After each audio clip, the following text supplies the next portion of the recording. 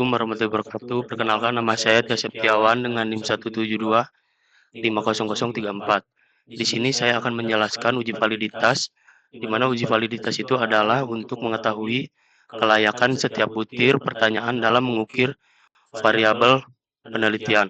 Uji validitas dilakukan dengan membandingkan nilai R hitung dengan nilai R tabel. Jika R hitung lebih besar daripada R tabel dinyatakan valid. Sebaliknya jika R hitung lebih kecil daripada R tabel dinyatakan tidak valid. Untuk fungsi validitas ini, uji validitas ini memastikan data yang dikumpulkan sesuai dengan tujuan penelitian. Oke, di sini kita langsung ke langkah-langkahnya. Yang pertama itu kita ke analyze, itu correlate, kita masuk ke before rate. Di sini kita masukkan variabel X sampai total.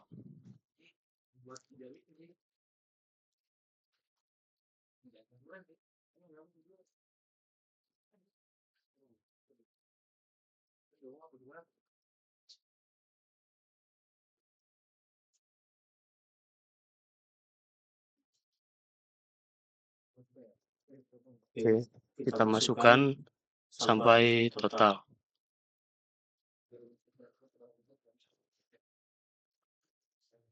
Pastikan untuk person dan to toilet itu diaktifkan.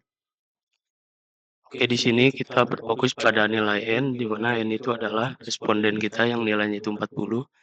Ya, responden dikurang 2 menjadi 38, di mana sesuai rumus untuk R tabel, di mana 38 itu yang hasilnya itu 0,312, di mana Evertson-nya ini yang hasilnya itu 7, 14, 9, 14, 7, 8, 1, 6, 3, 5, 8, 2, 3, yang dimana hasil hitung dari R tabel yang hasilnya itu 0,312. Di sini untuk personnya itu di atas hasil dari R tabel tersebut, yang dimana berarti untuk X1 ini dinyatakan valid. Lalu kita ke analis lagi, kita correlate, before rate, masukkan untuk yang X2.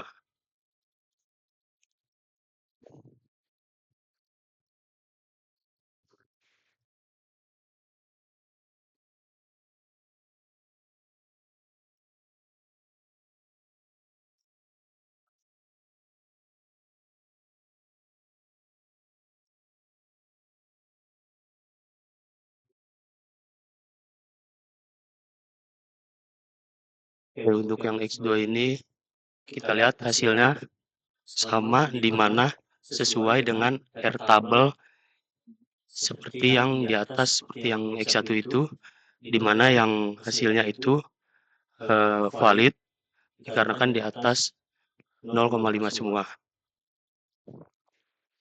Oke, untuk selanjutnya itu ke correlate lagi, before rate lagi, kita masukkan sekarang untuk di variabel X3. Untuk variabel X3 kita samakan dengan X1 dan X2. Kita masukkan dari X1 sampai X31 sampai X35.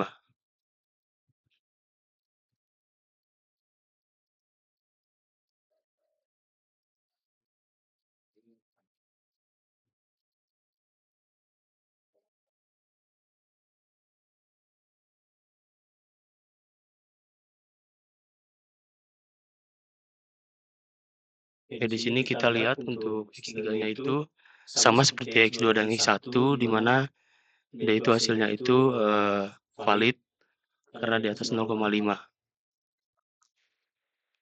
Oke, lanjut kita ke X4. Kita riset terlebih dahulu. Situ kita masukkan nilai X4. Seperti biasa dari X41 sampai total.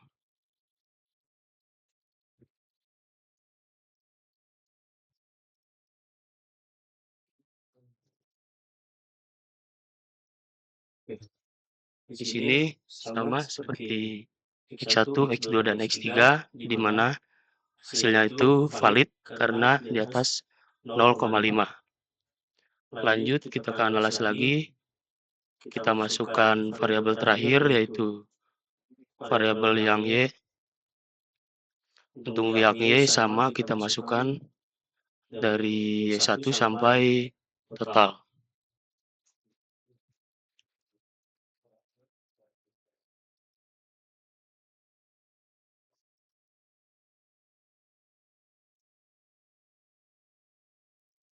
Oke, di sini kita lihat untuk nilai yang Y itu, yaitu untuk persamaan korelasinya itu sama seperti yang di atas 0,5 semua. Jadi untuk dari X1 sampai Y itu dinyatakan untuk uji validitas itu adalah valid semua.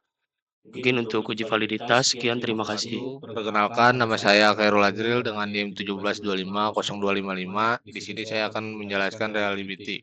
Reliabilitas itu apa sih? Reliabilitas merupakan ukuran suatu kestabilan responden dalam menjawab hal yang berkaitan dengan pertanyaan yang merupakan dimensi suatu variabel yang disusun bentuk kuesioner. Fungsi kuesioner ada dua, yaitu mengetahui konsisten jawaban responden dan memastikan kuesioner dapat dipercaya. Dan langsung saja masuk ke langkah-langkahnya. Langsung saja masuk ke analyze, terus ke scale, masuk ke reliability, masukkan X1 sampai X5.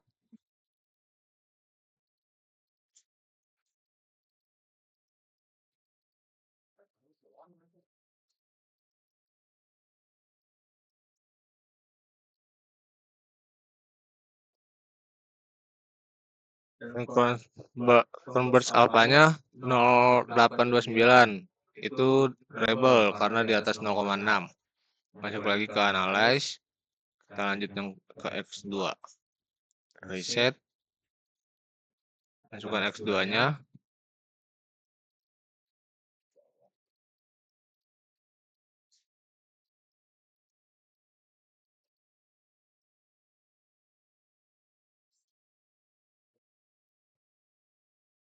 Ini converse alpanya rebel.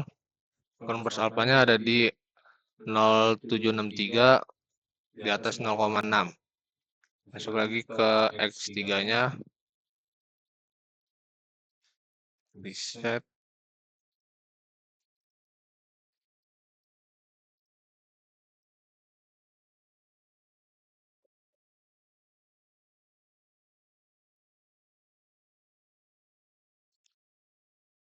Label converse alpanya 0,739 di atas 0,6. Masuk lagi untuk memasukkan X4. Reset terlebih dahulu, masukkan X4-nya.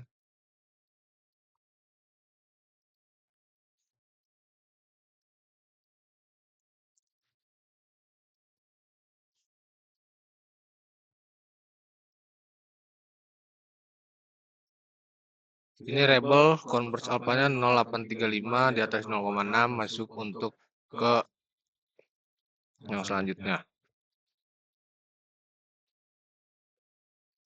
Reset, masukkan Y-nya.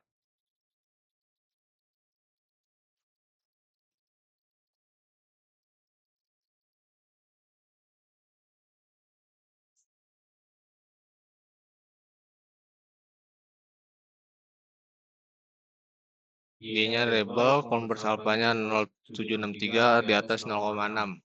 Untuk langkah-langkah reliability segitu saja. Terima kasih. Halo, perkenalkan nama saya Marcel Sandi Mananta dengan NIM 17250583. Kali ini saya akan melakukan uji normalitas. Nah, di uji normalitas ini bertujuan untuk mengetahui apakah data residual pada model regresi bertribusi normal atau tidak dalam analisis regresi linear berganda. Yang diuji normalitasnya bukan data masing-masing variabel, melainkan residual atau error dari model regresi. Uji normalitas dilakukan karena salah satu asumsi dalam regresi linear berganda adalah residual harus bertribusi normal. Jika asumsi ini terpenuhi, maka hasil analisis regresi dapat dipercaya dan digunakan untuk pengujian hipotesis. Nah, di sini saya juga menggunakan kolom graf Simonov. Nah, pada penelitian ini, saya menggunakan metode one sample column graph Simonov karena jumlah sampel penelitian sebanyak 40 responden. Selain menggunakan uji Kolmogorov-Smirnov, saya juga menggunakan grafik histogram dan normal pp-plot sebagai pendukung untuk melihat distribusi residual secara visual. Nah, mari kita ke uji normalitasnya. Nah, di sini saya ke analyze, terus kita ke regression, terus kita ke linear. Nah, di dependent ini kita masukkan total Y. Nah, di independent ini kita masukkan total X1, total X2, total X3, total X4. Nah, setelah itu kita ke statistik, kita cetak estimasi, model fit, dan culinary diagnostic. Nah, kita continue, terus kita ke plot, kita masukin ke Y, masukin dependent itu ke Y, terus dia resitnya masukin ke X, terus kita centangin juga histogram normal probability plot. Nah, kita save. Di sini yang di residual kita centang yang unstandard digit. Kita continue, terus kita oke. Nah, setelah ini kan udah muncul. Nah, kita lanjut lagi analyze, terus kita ke non parametric test, agregasi dialog, terus one sample KS. Nah, di sini kita masukin unstandard digit residual res1. Di sini kita centang yang normal. Kita pencet oke. Nah, di sini udah muncul nih one sample Kolmogorov-Smirnov test. Di sini yang kita pedulin hanyalah sig-nya nih. Sig-nya ini 0,208. Nah, di sini kriteria pengambilan keputusan adalah apabila nilai ACM sig lebih besar dari 0,05, maka residual dinyatakan berdistribusi normal. Nah, di sini yang kita dapatkan di sini 0,208. Jadi dinyatakan berdistribusi normal. Gitu. Nah, selain berdasarkan uji Kolmogorov-Smirnov, hasil ini juga didukung oleh grafik histogram. Yang ini nih histogram. Nah, ya kan? Nah, terlihat bahwa batang histogram membentuk pola yang mendekati kurva normal atau bell-shaped curve, sehingga menunjukkan bahwa berdistribusi residual cenderung normal. Nah, di sini ada normal pp-plot. Selanjutnya, pada grafik normal pp-plot terlihat bahwa sebagian besar titik residual berada di sekitar garis diagonal dan mengikuti arah garis diagonal. Meskipun terdapat sedikit penyimpangan pada beberapa titik. Penyimpangan tersebut masih dalam batas yang wajar, sehingga asumsi normalitas tetap terpenuhi. Jadi kesimpulannya, berdasarkan hasil uji Kolmogorov-Smirnov, histogram, dan normal pp-plot, dapat disimpulkan bahwa residual pada model regresi berdistribusi normal. Dengan demikian, model regresi telah memenuhi asumsi normalitas dan layak digunakan untuk analisis selanjutnya. Terima kasih. Perkenalkan, nama saya Mas Romanurung dengan NIM 17250389. Setelah model regresi memenuhi asumsi normalitas, langkah selanjutnya kita akan melakukan uji heteroskedastisitas yang bertujuan untuk mengetahui apakah terjadi ketidaksamaan varians residual pada model regresinya. Nah, model regresi yang baik adalah model yang memiliki varians residual yang konstan atau tidak mengalami heteroskedastisitas. Kenapa uji ini dilakukan? Itu bertujuan itu salah satu asumsi dalam regresi linear berganda adalah residual harus memiliki varians yang konstan. Apabila terjadi heteroskedastisitas, maka hasil estimasi regresi dapat menjadi kurang akurat sehingga dapat mempengaruhi pengambilan keputusan. Oke, langkah pertama kita akan melakukan analyze, lalu ke regression, ke linear. Nah, ini kan udah kita isi, kita hapus dulu, kita reset. Lalu kita masukin ulang. Total Y-nya ke dependent. Lalu yang bawahnya itu kita masukin total dari seluruh X. Itu X1, total X2, total X3, dan total X4. Nah, baru kita ke menu save. Kita ke residuals yang unstandardized-nya kita nyalain. Kita checklist, lalu kita continue, lalu kita oke kan. Nah, setelah muncul ini, kita kembali ke data. Maka di data akan muncul res strip 1. Kalau udah muncul kayak gini, kita ke transform, lalu ke computer variable. Kita ketik di sini ABS strip bawah res. Di numeric expression-nya, bentar. Numeric expression-nya kita klik yang di function group ya, arithmetic sekali aja, lalu kita klik ABS-nya 2 kali. Nah, baru habis itu kita masukin yang tadi yang kita udah buat nih. Nah, ini. Maka di sini di computer variabelnya akan menjadi target variabelnya ABS strip res, numeric expression-nya ABS tanda kurung res strip 1 tutup kurung. Baru kita pencet atau klik OK. Oke. Kalau udah kayak gini, kita lanjut ke analyze. Lalu kita ke regression. Lalu ke linear. Habis itu kita reset dulu ya, terus.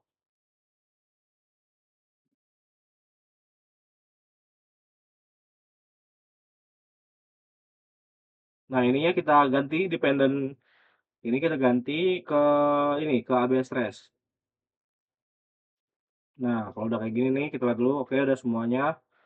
Kita klik oke. Perlu ada ganggu nih. Oke. Habis itu kita lihat di covariance A-nya ya. Kita lihat dari total X1 sampai total X4. Nah, kita lihatnya di bagian apanya? Di bagian sig-nya. Dari sig yang X1 dia 0,188, 0,204, X2-nya, X3-nya 0,543, lalu total X4-nya 0,893. Nah, dari total ini kita tahu bahwasannya coefficients A-nya itu lulus dikarenakan dia memiliki nilai di atas 0,05. Nah, lalu kita dan juga sini kan ada A dependent variable ABS res-nya. Ini kalau udah kayak gini dia bakalan disebut lulus kecuali dia di sini dependennya Y.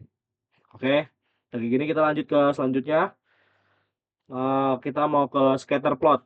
Kenapa scatter plot? Karena pada penelitian ini kita menggunakan metode scatter plot karena merupakan salah satu metode yang paling umum digunakan untuk melihat ada atau tidaknya gejala heteroskedastisitas secara visual. Nah, langkah-langkah yang pertama adalah kita membuka analyze, lalu kita ke regression, habis itu kita ke linear. Nah, kita masukin dependennya itu total Y. Terus nih, aduh. Ini dependennya itu totalnya si Y, kita masukin. Terus independennya kita masukin yang ini total X1, X2, X3, X4. Ngelek ya? Oke. Selanjutnya pada menu plots. Kita ke menu plots. Saya akan memasukkan si Z-nya ke Y. Lalu ke X-nya kita masukkan spread. Ya, spread. Kemudian dari sini kita langsung aja continue. Discontinue apa lagi ya? Discontinue. Kita langsung aja pencet oke. Nah, karena udah oke kan, kita lihat langsung ke scatter plotnya. Duh, mana nih? Nah, oke. Tadi karena nge-lag, jadi ini baru muncul. Nah, pada scatter plotnya ini kita lihat aja nih. Cara kita tahu biar ya apa? Ini heteroskedastisitas atau enggak? Caranya di sini nih. Kita baca scatter plotnya di titik-titiknya. Nah, karena titik-titiknya ini nggak membentuk suatu pola, misal kayak pola misal bola, kipas angin, kerucut, atau apapun itu bentuk pola, maka dia disebut mengalami heteroskedastisitas. Nah, dari sini kita lihat nih, titik-titiknya ini menyebar secara acak dan tidak membentuk pola tertentu, serta tersebar di atas dan di bawah angka 0 pada sumbu Y. Nah, maka model regresi dinyatakan tidak mengalami heteroskedastisitas. Sekian, terima kasih. Oke, di sini perkenalkan nama saya Anwar Fauzi dengan NIM 17250197. Di sini saya akan melakukan uji multikolinearitas. Nah, setelah model regresi memenuhi asumsi normalitas dan tidak mengalami heteroskedastisitas,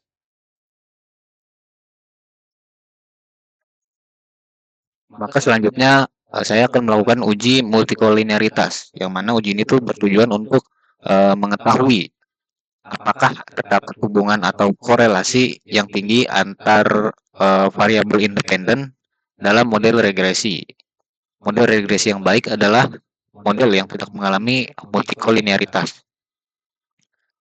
Oke, langsung saja kita masuk ke langkah pengujian. Pertama, klik memorize, terus regression linear, kita masukkan total Y untuk dependennya.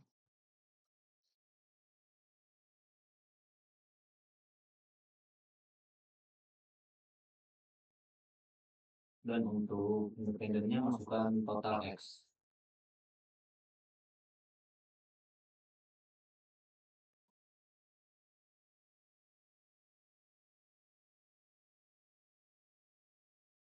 Oke, kita lakukan konfigurasi dulu bagian statistik. Ini kita centang estimate, model fit, terus error square juga perlu kalau ini. Dan yang penting itu collinearity diagnostic menurut saya.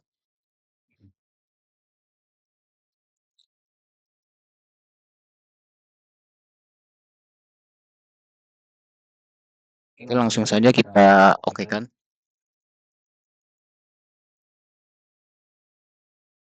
Dan di sini kita lihat pada bagian koefisiennya. Nah, hasil uji kita ini dapat dilihat dari tabel koefisien yang mana tepatnya pada kolom collinearity statistik antara tolerance dan hooknya. Nah, untuk variabel learnability atau X1 itu nilai toleransinya dapat dilihat sebesar 0,271 dan fit-nya sebesar 3,695. Untuk total X2 atau efisiensinya nilai toleransinya sebesar 0,231 dan nilai fit-nya 4,321. Untuk dan total X3 atau X3 itu memorability-nya nilai toleransinya sebesar 0,417 dan nilai fit-nya sebesar 2,399. Dan terakhir total X4 atau errornya, variabel errornya nilai toleransi sebesar 0,485 dan nilai fit-nya sebesar 2,061. Yang mana berdasarkan hasil tersebut, seluruh variabel memiliki nilai toleransi di atas 0,10 dan nilai fit di bawah 10. Hal ini menunjukkan bahwa tidak terdapat hubungan yang terlalu tinggi antar variabel independen. Dengan demikian dapat disimpulkan bahwa model regresi pada penelitian saya ini tidak mengalami multikolinearitas, sehingga seluruh variabel independen layak digunakan untuk menganalisis regresi linear berganda. Mungkin cukup sekian, terima kasih.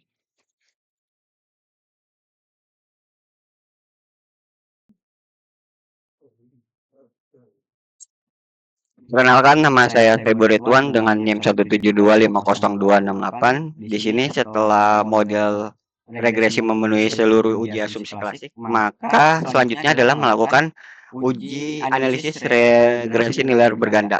Nah, ini tujuannya untuk apa sih? Untuk mengetahui bentuk hubungan serta pengaruh antara variabel reliability, efisiensi, memorability, error terhadap variabel kepuasan pengguna. Nah, kenapa sih ini harus dilakukan? Analisis regresi linear berganda ini digunakan karena penelitian ini memiliki lebih dari satu variabel independen yang digunakan untuk memengaruhi satu variabel sehingga dapat diketahui besarnya pengaruh masing-masing variabel dalam persamaan regresi. Nah, kita langsung saja masuk ke pengujian di SPSS-nya. Oke, yang pertama ini kita analyze, terus regression, linear, lalu kita reset dulu. Untuk dependennya ini kita masukkan kepuasan pelanggan atau total Y-nya. Lalu untuk independennya kita masukkan total X1, X2, X3, dan X4. Lalu untuk kita atur dulu statistiknya. Untuk centang estimated model fit, collinearity diagnostic.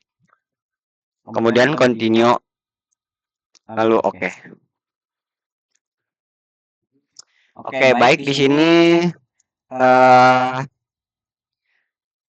untuk kita berfokus kepada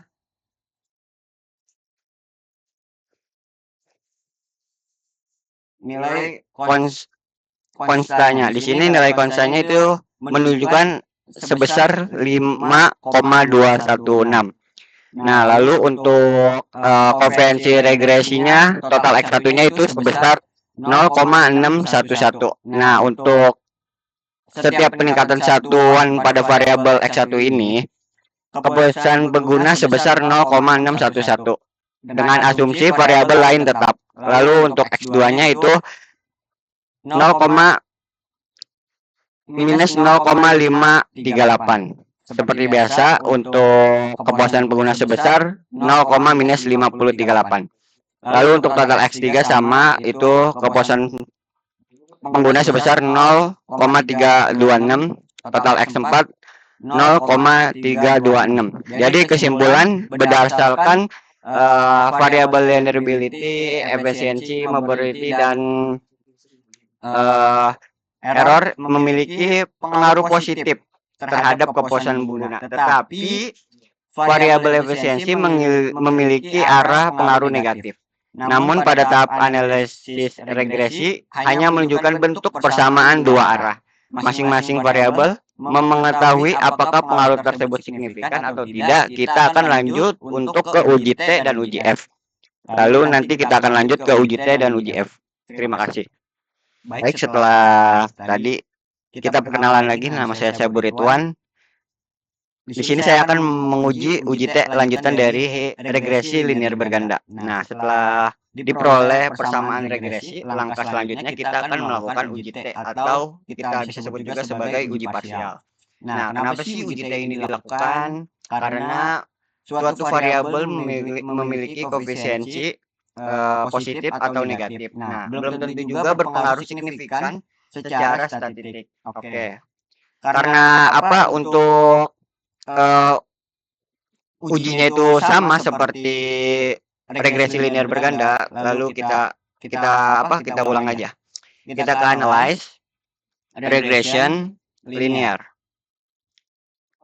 Nah, di sini samain aja total Y untuk dependen dan untuk independennya kita masukkan total X1, X2, X3, dan X4. Lalu untuk statistiknya itu sama, kita centang collinearity diagnostic. Oke. Ini sama lah ya seperti regresi linear berganda. Lalu di sini untuk uji T atau uji parsial ini kita berfokus kepada sig. Nih, kita berfokus kepada sig ini, yaitu X1 itu sebesar 0,012, 0,026, 0,094, dan 0,34. Nah, sini saya jelaskan untuk uji T ini ya. Baik untuk variabel X1 itu 0,012. Nah, nilai tersebut lebih kecil daripada 0,05 dan itu berpengaruh signifikan. Lalu untuk X2 juga sama, lebih kecil dari 0,05, maka itu sangat berpengaruh signifikan terhadap kepuasan pengguna. Lalu untuk X3 itu 0,094 ini lebih besar atau lebih besar terhadap 0,05, maka ini tidak berpengaruh signifikan. Lalu untuk X4 ini 0,034, ini lebih kecil daripada 0,05, maka ini berpengaruh signifikan terhadap kepuasan pengguna. Oke. Untuk kesimpulan dari X1, X2, dan X3, dan X4,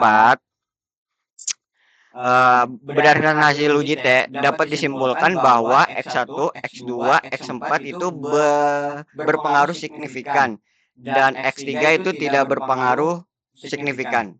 Oke. Kita akan lanjut ke uji F. Terima kasih.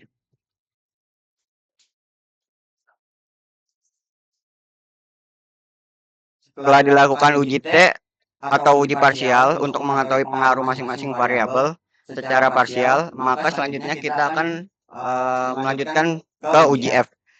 Nah, untuk uji F ini dilakukan untuk mengetahui apakah model regresi yang digunakan secara keseluruhan layak atau tidak dalam menjelaskan hubungan antara variabel independen dengan variabel dependen. Oke, untuk caranya sama seperti regresi linear berganda, uji T parsial.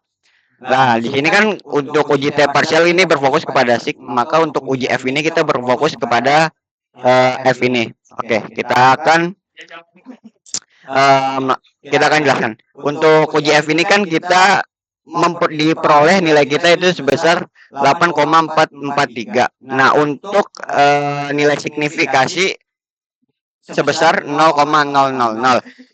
Karena nilai signifikasi tersebut lebih kecil daripada 0,5, maka disimpulkan bahwa variabel X1, X2, X3, dan X4 secara simultan berpengaruh signifikan terhadap kepuasan pengguna. Maka untuk kesimpulan berdasarkan hasil uji F, model regresi dalam penelitian ini layak digunakan karena seluruh variabel independen secara bersama-sama memiliki pengaruh yang sangat signifikan. Terima kasih.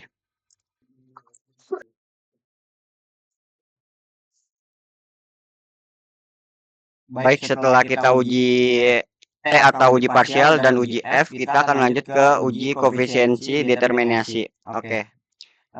Melakukan uji koefisiensi determinasi bertujuan untuk mengetahui seberapa besar kemampuan variabel independen, yaitu X1, X2, X3, dan X4. Kenapa ini dilakukan sih? Untuk mengetahui seberapa besar kontribusi seluruh variabel independen. Independen ini X1, X2, X3, dan X4. Nah, oke, langsung aja kita melakukan ujinya. Seperti biasa, untuk ujinya itu sama seperti uji regresi linear berganda, uji T, uji F. Nah, di sini kan kita akan berfokus kepada model sumari dan berfokus kepada R-square, tabel R-square. Nah, nilai R-square ini kan sebesar 0,491 atau 49,1%. Nah, menunjukkan bahwa X1, X2, X3, dan X4 menjelaskan variasi kepuasan pengguna sebesar 49,1%. Ada kendala. Sedangkan sisanya sebesar 50,9% dipengaruhi oleh faktor-faktor di luar variabel yang diteliti. Nah, untuk kesimpulannya berdasarkan hasil uji koefisiensi determinasi dapat disimpulkan bahwa model regresi dalam penelitian ini mampu menjelaskan variabel kepuasan sebesar 49,1%. Dan sedangkan 50,9% itu dipengaruhi oleh variabel lain di luar penelitian. Sekian untuk hasil uji dari kelompok kami. Mohon lebihnya kalau ada kesalahan dalam kata-kata mohon dimaafkan. Terima kasih. Wassalamualaikum warahmatullahi wabarakatuh.